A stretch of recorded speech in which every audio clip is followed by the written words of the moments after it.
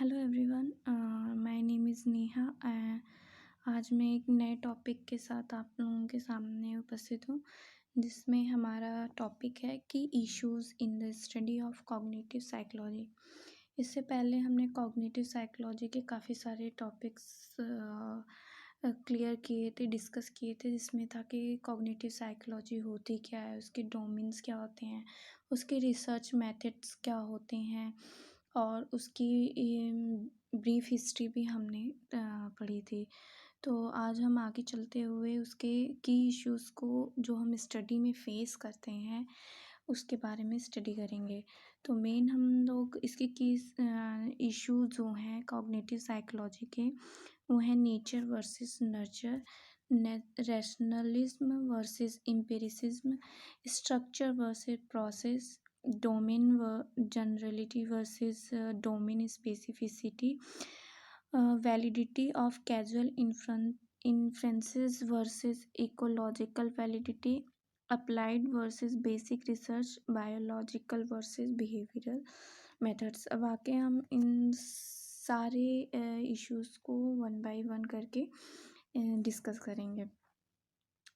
तो फर्स्ट हमारा है नेचर वर्सेस नर्चर। तो जो नेचर वर्सेस नर्चर है, ये इश्यूज़ जो है साइकोलॉजी में काफ़ी टाइम से बहुत ही पुराना इशू है जो चलता आ रहा है। इसमें बहुत सारे डाउट्स होते हैं जेनेटिक इनहेरिटेंस और एनवायरमेंटल फैक्टर्स जो होते हैं वो ह्यूमन डेवलपमेंट को कैसे इन्फ्लुएंस करते हैं या कैसे इम्पैक्ट डालते हैं इस चीज़ को। Nature versus nurture. तो अगर हम कोई स्टडी कर रहे हैं तो दोनों को लेकर साथ में नहीं चल सकते हैं, ये हमारे साथ इशू आते हैं। या तो हम जेनेटिक लेके इस चीज़ पर स्टडी करेंगे या एनवायरमेंटल फैक्टर कैसे इन्फ्लुएंस करते हैं कॉग्निशन पे, ह्यूमन बीइंग के, ह्यूमन काइंड पे, उसको लेकर हम लोग स्टडी करते हैं। नेक्स्ट हमारा नेशनलिज्म वर्सेस एम्पिरिसिस्ट। जो रैशनलिस्ट हैं वो क्लेम करते हैं कि जो हमारा कॉन्सेप्ट है और नॉलेज है, जो सिग्निफिकेंस भी है हमारा, वो हमारा gained independently of senses experience. जो सेंसेस हमारे एक्सपीरियंस करते हैं उसके ऊपर जो इंडिपेंडेंट होते हैं उससे हम गेन करते हैं। बट जो एम्पिरिसिस्ट होते हैं वो हमारे पूरा अल्टीमेट सोर्स जो है कॉन्सेप्ट और नॉलेज का, वो पूरा टोटली डिपेंड होता है हमारे सेंसेस पे।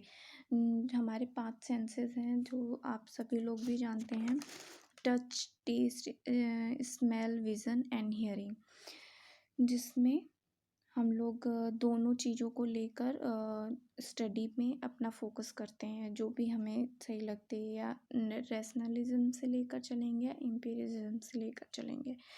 नेक्स्ट है स्ट्रक्चर वर्सेस प्रोसेस। तो should be study the structure. हम लोग स्ट्रक्चर में जो ह्यूमन माइंड है उसके स्ट्रक्चर के ऊपर करेंगे स्टडी, जैसे उसके कंटेंट क्या है, माइंड का एट्रीब्यूट्स क्या हैं, प्रोडक्ट्स क्या है। या तो हम उसके प्रोसेस के, जो ह्यूमन थिंकिंग होती है उसके प्रोसेस के ऊपर फोकस करेंगे।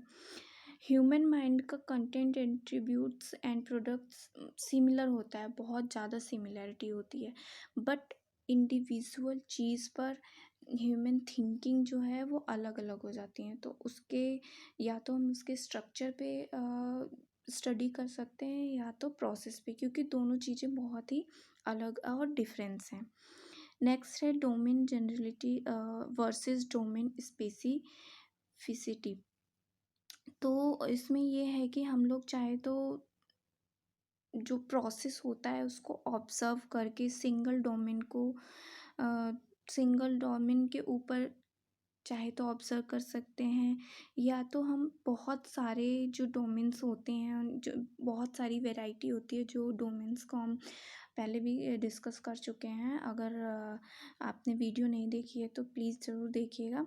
उसको हम जनरली या तो वैरायटी ऑफ डोमेन्स के ऊपर ऑब्ज़र्व कर सकते हैं, या तो एक सिंगल डोमेन्स के ऊपर ऑब्ज़र्व कर सकते हैं, या तो फिर हम जो मेरा हमारा जो एक ऑब्जर्वेशन होता है एक डोमेन के ऊपर, वो सभी डोमेन्स पे अप्लाई कर सकते हैं, या तो हम किसी एक स्पेसिफिक डोमेन्स को ऑब्ज़र्व कर सकते हैं।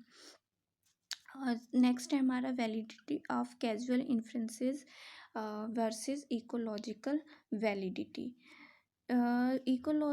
इसमें क्या है कि हम लोग या तो हाईली कंट्रोल एक्सपेरिमेंट्स से अपनी प्रोबेबिलिटी जो है वैलिड इन्फ्रेंसेस रिगार्डिंग कैजुअलिटी के अकॉर्डिंग हम कर सकते हैं अपनी स्टडी अपने कॉग्निशन के लिए, या तो फिर हम नेचुरलिस्टिक टेक्निक्स को ज़्यादा यूज़ कर सकते हैं। ये है हमारा validity of casual inferences versus ecological validity. अब नेक्स्ट हमारा आता है applied versus basic research. Applied versus basic result में ये है कि should be conduct research into fundamental cognitive process, कि रेगुलर बेसिस पे हम लोग क्या कॉग्निशन होता है, क्या डेली बेसिस पे हमारा यूज़ होता है, उस प्रोसेस को हम स्टडी कर सकते हैं, या तो फिर जो प्रैक्टिकल सिचुएशन होती है, प्रैक्टिकल जो लोगों की जिससे कि जो प्रैक्टिकल रेगुलर करके हम लोग उसको लेकर बेसिक चीज़ों को लेकर उनकी हेल्प कर सकते हैं, अप्लाई कर सकते हैं। ये हमारा हो गया applied versus basic research. Next हमारा है biological versus behavioural methods. Biological का में हम लोग चाहे we study the brain and its function directly, चाहे तो हम इसकी ब्रेन की स्टडी कर सकते हैं, या तो फिर उसके डायरेक्टली उसके फंक्शंस की स्टडी, या फिर हम स्कैन कर सकते हैं ब्रेन को जब कोई इंसान कोई कोई जो हमारा सब्जेक्ट है उसके कॉग्निटिव टास्क अगर कोई वर्किंग फॉर्म में है तो उसके परफॉर्मेंस देखकर हम उसको स्कैन कर सकते हैं, उसके कॉग्निशन टास्क के अकॉर्डिंग हम उस पर स्टडी कर सकते हैं, हम जान सकते हैं कि वो उसका ब्रेन कैसे फंक्शन करेगा, और हाँ उसका ब्रेन और उसके ब्रेन के फंक्शंस क्या होंगे, या तो फिर हम उसके कॉग्निटिव टास्क को लेकर उसके लोगों के बिहेवियर को स्टडी कर सकते हैं, हम उसके करेक्ट परसेंटेज या रिएक्शन टाइम को देख सकते हैं, उसका बिहेवियर अगर किसी काम को लेकर हैप्पीनेस में या सैडनेस में क्या परसेंटेज है उसके लेवल को, या फिर क्या रिएक्शन टाइम है, कितनी देर में वो रिएक्ट कर रहा है या क्या कैसे वो रिएक्ट कर रहा है, इस चीज़ को हम स्टडी कर सकते हैं।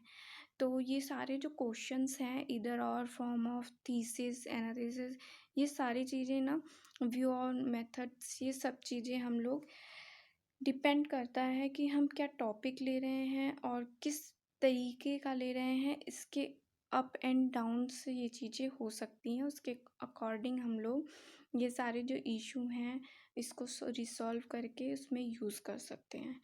तो